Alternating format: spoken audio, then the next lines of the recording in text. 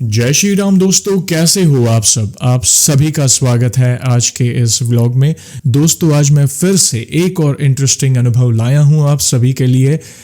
इन भक्त के अनुभव को सुनकर आपके सारे भ्रम टूट जाएंगे।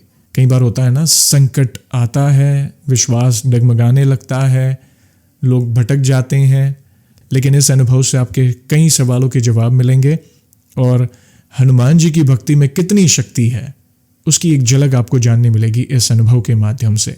तो ध्यान से इस अनुभव को आखिर तक अवश्य देखिएगा। वीडियो पसंद आए तो लाइक और शेयर करना ना भूलें।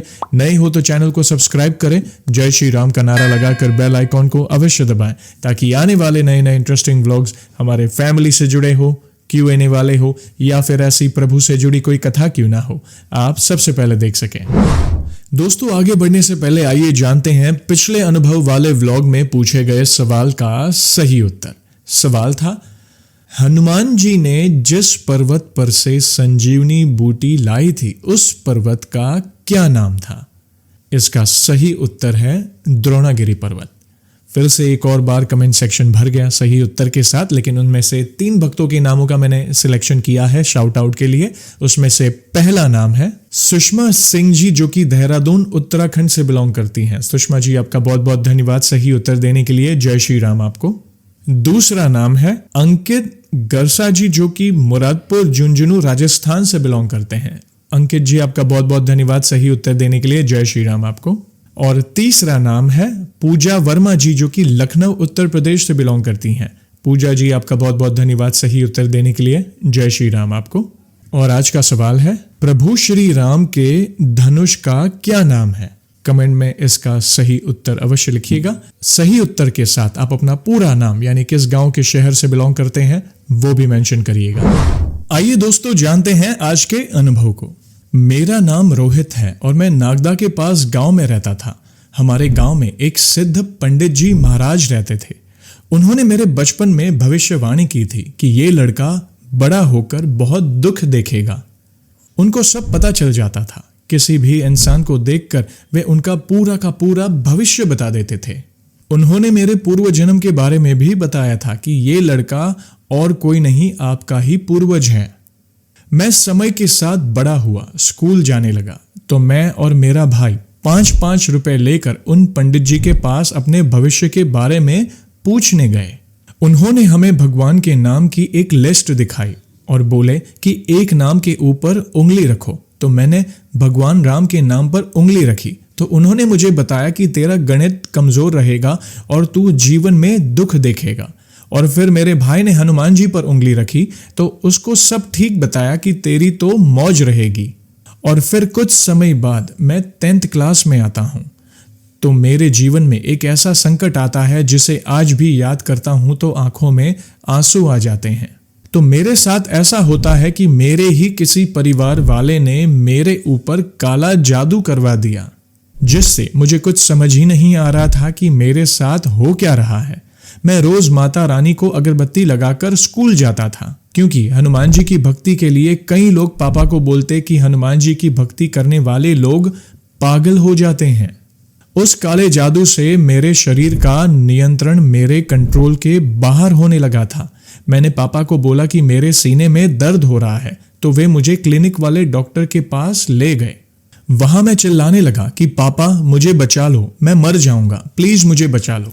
ये सुनकर मेरे पापा और डॉक्टर दोनों डर गए और ऑटो करके मुझे वे अस्पताल ले जाते हैं।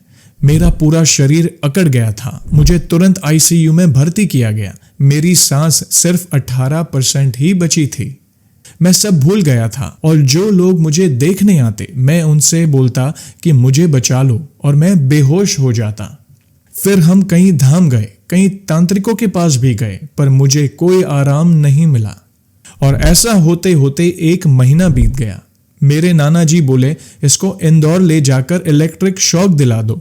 ये सब सुनकर मैं बहुत डर गया था और मेरी हॉस्पिटल की रिपोर्ट 3 बार नॉर्मल आ चुकी थी। फिर आई दशहरे की रात, सब बैठे थे। मेरी नजर अचानक मेरे मामा के घर में रखे हनुमान जी की मूर्ति पर पड़ी। प्रभु की मूर्ति को देखकर मेरी आंखों से बस आंसू ही आने लगे। मेरी हालत इतनी खराब थी कि मैंने कई बार उनके सामने बोला कि भगवान मुझे मार दो, मैं आपके सामने हाथ जोड़ता हूं।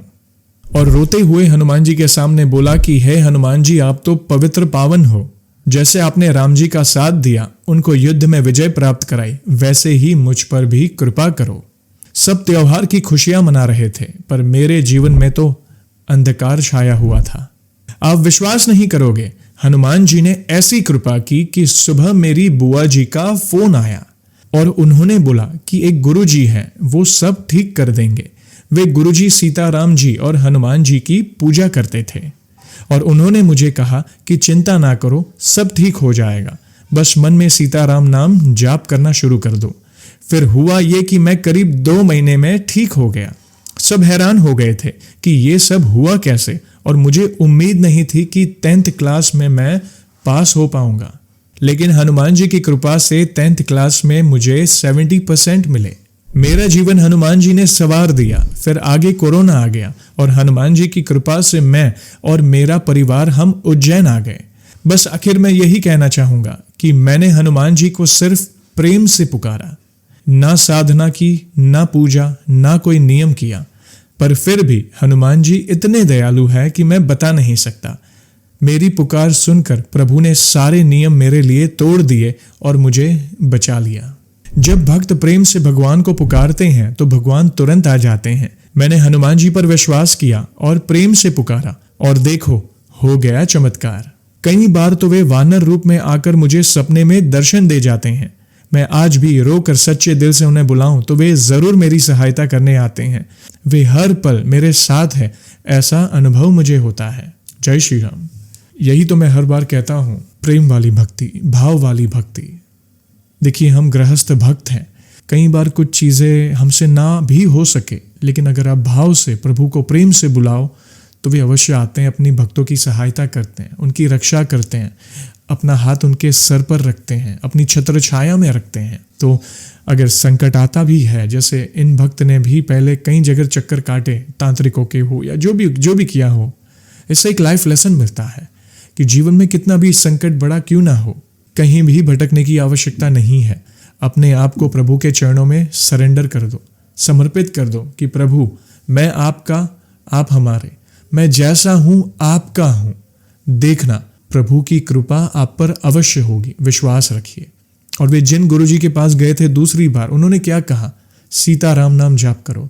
नाम जप ही इस कलयुग की सबसे बड़ी भक्ति है, जो मैं हर बार कहता हूं क्योंकि मैंने भी गुरुजनों से ही सीखा है ये। आप जिन भी देवी देवता को भजते हो, एक नाम पकड़ो और नाम जप अपने सांसों में पिरो लो। चलते फिरते उठते बैठते नाम जप करते रहो। देखना, कभी भी आपका अमंगल नहीं होने देंगे प्रभु, क्योंकि वे तो मंगल भवन है। तो सच्चे हृदय से उन्हें पुकारो तो वे अवश्य आते हैं। इस अनुभव से ये हमें जानने मिलता है।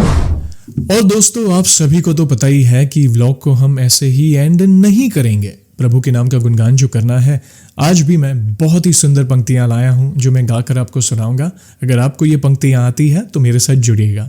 तो बोलिए, सियावर रामचंद्र की जय, पवन सुत हनुमान की जय।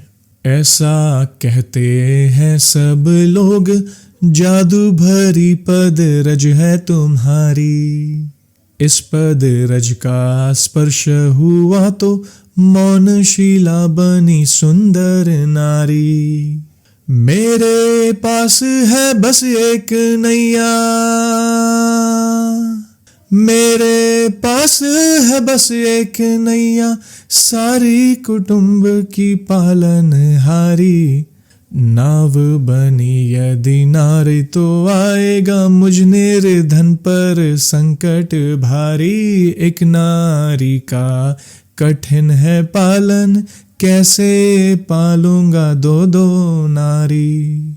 जय श्री राम। दोस्तों, आज का अनुभव कैसा लगा? प्लीज आप अपने विचार कमेंट में बताएं। इन पंक्तियों के बारे में आपके क्या विचार है, प्लीज कमेंट में बताएं। वीडियो पसंद आई हो तो लाइक और शेयर करना ना भूलें। नए हो तो चैनल को सब्सक्राइब करें और जय श्री राम का नारा लगाकर बेल आइकॉन को अवश्य दबाएं, ताकि आने वाले नए नए इंटरेस्टिंग व्लॉग्स हमारे फैमिली से जुड़े हो, Q&A वाले हो, या फिर ऐसी प्रभु से जुड़ी कोई सुंदर सी कथा क्यों ना हो, आप सबसे पहले देख सकें। और जल्दी लौटूंगा मैं एक और इंटरेस्टिंग व्लॉग के साथ। तब तक जय श्री राम, जय हनुमान।